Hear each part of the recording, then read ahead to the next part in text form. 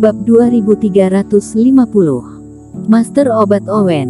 Kota Yongli adalah kota biasa yang berada di pusat wilayah utara. Baik itu derajat keluarga di kota dan sumber daya kultivator di sekitar kota atau letak geografisnya, tidak ada yang layak dipuji. Jika satu-satunya hal yang layak dipuji adalah ada seorang master obat terkenal yang berasal dari kota Yongli. Adapun cara yang Nicholas Peng maksudkan adalah mereka harus mencari orang ini. Owen, seorang master obat yang usianya masih muda. Bahkan di seluruh wilayah utara juga jarang ditemukan. Selain itu, dengan kemampuannya dalam memurnikan obat sudah cukup untuk membuatnya menjabat sebagai wakil ketua asosiasi di klub apoteker atau memiliki karir yang lebih baik. Namun, dia menolak semua itu dan lebih memilih untuk tinggal di kota biasa. Orang ini tidak hanya suka hidup sederhana, tetapi juga merupakan orang baik yang dermawan dan berperilaku baik. Bisa dikatakan orang-orang dari kota tetangga pun akan menunjukkan rasa hormat dan kagum ketika mendengar nama Owen. Hanya saja pada hari ini, pagi-pagi sekali Owen meninggalkan semua orang di sekitarnya dan berjalan tanah lapang di bagian luar kota seorang diri, seolah-olah sedang menunggu seseorang. Hal ini membingungkan banyak orang di kota Yongli. Jika orang lain yang berdiri sendirian di bagian luar kota selama beberapa jam, mungkin akan menarik banyak perhatian orang. Namun, Owen menolak untuk ditemani oleh semua orang, sekalipun orang-orang di kota penasaran, tidak ada kultivator yang akan mengganggunya. Ini adalah kedudukan Owen di hati semua orang di kota ini. Kakak Owen, lama tidak bertemu. Di kejauhan, sesuatu yang luar biasa melintasi langit.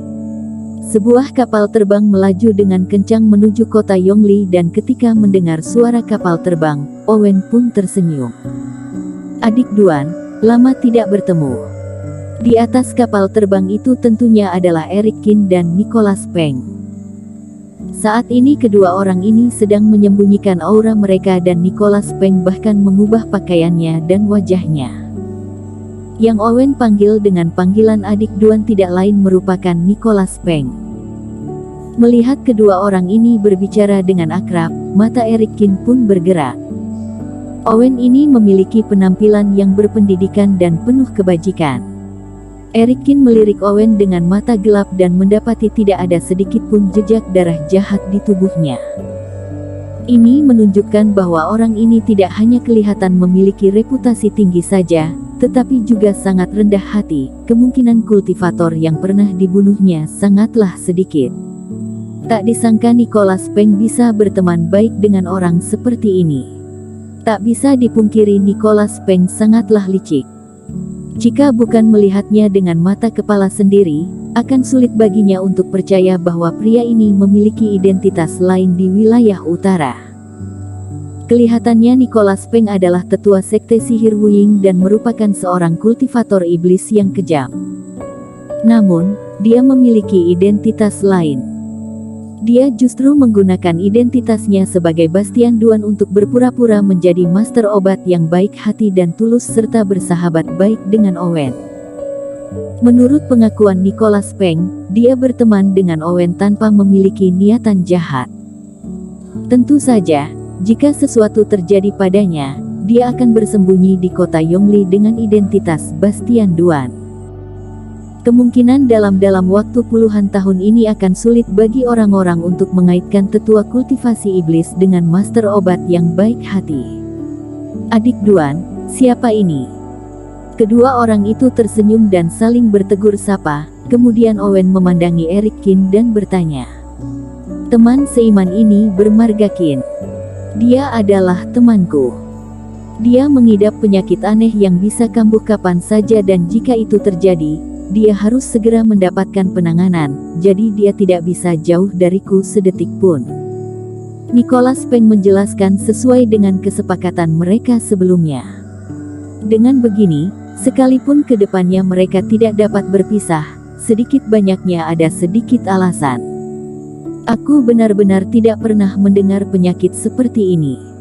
Owen melirik Eric Qin dengan kaget dan sedikit bersimpati. Apakah perlu kubantu untuk memeriksanya? Owen bertanya lagi dengan ramah. Tidak perlu merepotkan Kak Owen. Sebenarnya penyakitnya hampir sembuh dan kemungkinan akan sembuh beberapa hari lagi, kata Nicholas Peng sambil tertawa. Ternyata begitu, tetapi penyakit aneh di dunia sangatlah banyak, teman seiman Qin tidak perlu terlalu sedih. Owen tersenyum lembut. Saudaraku ini memiliki keterampilan medis yang baik. Ada dia, aku yakin kamu akan segera sembuh. Kalau begitu aku akan mempercayai doamu. Eric Qin juga tersenyum tipis. Saat mendengar Owen berbicara, terasa seperti sedang bermandikan angin musim semi dan bisa dilihat dia mengatakannya dengan tulus. Eric Qin benar-benar tidak tahu bagaimana dia bisa ditipu oleh Nicholas Peng. Kak Owen, sebelumnya aku telah mengirim transmisi suara kepadamu perihal aku ingin berpartisipasi dalam perjamuan master obat, apakah masih sempat? Nicholas Peng mengalihkan topik pembicaraan ke masalah utama. Tentu saja. Awalnya aku berencana untuk pergi kemarin, tetapi aku melihat transmisi suara darimu, jadi aku menunggumu sebentar, kata Owen sambil tersenyum. Namun, untungnya kemarin kamu bertanya. Kalau kamu terlambat sehari saja, kemungkinan kamu tidak akan bisa mengikutinya. Berbicara sampai sekarang, Eric Qin dan Nicholas Peng baru tahu bahwa Owen tidak hanya menunggu mereka di bagian luar kota, tetapi juga berniat untuk berangkat sesegera mungkin setelah dia bertemu dengan mereka. Dari segi kecepatan, kapal terbang cahaya ungu milik Eric Qin tentunya lebih cepat. Namun, Owen mengusulkan untuk naik kapal terbang miliknya dan Eric Qin juga tidak menolaknya. Lagi pula, Owen sudah menghitung waktu dan tidak akan terlambat. Tidak menggunakan kapal terbang cahaya ungu juga mengurangi risiko ketahuan. Mereka bertiga pun menaiki kapal terbang dan segera meninggalkan kota Yongli dan menuju ke markas klub apoteker yang berada di wilayah utara. Master Guru Owen adalah ketua asosiasi klub apoteker wilayah utara. Di sana, ada lingkaran teleportasi khusus yang terhubung langsung dengan Pulau Selatan. Dengan status Owen, dia tidak hanya bisa menggunakannya, tetapi juga bisa membawa 1 atau 2 orang teman. Jika tidak ada kemudahan ini dan menunggu Eric Qin serta Nicholas Peng terbang ke sana sendiri, kemungkinan semuanya sudah terlambat. Kak Owen, meskipun kamu dan aku memiliki hubungan yang dekat, tetapi bagaimanapun juga, aku tidak kenal dengan orang lain di klub apoteker. Jika kamu membawa kami, apakah tidak akan ditanyai oleh orang lain? Bagaimanapun juga, aku mendengar jika ingin pergi ke Pulau Selatan, klub apoteker akan melakukan pemeriksaan identitas yang ketat terhadap orang tersebut. Nicholas Peng mengerutkan keningnya dan terlihat khawatir. Eric Qin menyadari bahwa setelah Nicholas Peng menggunakan nama samaran ini, kepribadian pria ini langsung berubah total. Kamu tenang saja. Aku tidak memahami orang lain, tetapi aku tidak mungkin tidak memahami adik Duan. Jika dahulu kamu tidak menyelamatkan nyawaku, aku sudah kehilangan nyawaku. Selain itu, demi melindungiku dari racun kalajengking beracun, kamu harus menjalani pengobatan selama 10 tahun untuk bisa sembuh. Jika aku tidak mempercayai karaktermu, tidak ada lagi yang bisa kupercayai di dunia ini.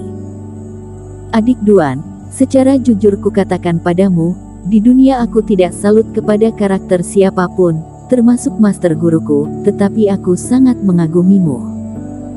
Owen tersenyum dengan bersahaja dan berkata, terlebih lagi, master guruku adalah ketua asosiasi dan keputusan atas masalah kecil seperti ini masih bisa diputuskan olehku. Kalau begitu, terima kasih banyak. Nicholas Peng berkata sambil tersenyum. Eric Qin diam-diam menggelengkan kepalanya. Mengagumi karakter Nicholas Peng. Owen ini benar-benar telah dicuci otak oleh Nicholas Peng. Orang ini bahkan telah membawa ketua iblis teritori luar ke dunia dewa, dia mana mungkin memiliki karakter yang baik. Nicholas Peng, aku sedikit penasaran dengan perihal kalajengking beracun itu. Erikin tidak kuasa menahan diri untuk tidak mengirimkan transmisi suara. Teman seiman Kin, tebakanmu benar, semua itu adalah tipu muslihatku. Dahulu anak ini sangat bodoh.